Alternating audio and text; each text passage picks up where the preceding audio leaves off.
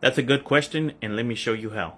So we all know this website right here, Amazon.com, but a lot of people don't know you can actually make money with Amazon. If you scroll all the way down to the bottom of the homepage and you click on Become an Affiliate, you can sign up and start recommending products that are sold on Amazon and earn commissions for every customer that you send here that buys a product. So once you have a product that you picked out and you want to promote that as an affiliate, you would then start creating content on social media around that product, and then you would drive that traffic to the link where they can buy that product, which is Amazon's website. So whenever somebody clicks on your affiliate link, it's going to bring them to Amazon's website where they can purchase that product. Now, if they do buy that product, then you would earn money as an affiliate.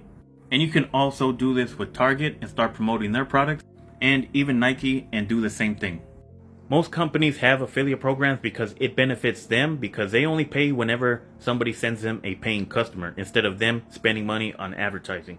Now, this is a great way to earn a few extra dollars every month, but if you're looking to earn a substantial amount of income with this method, even as a complete beginner, make sure to follow me and also leave a comment.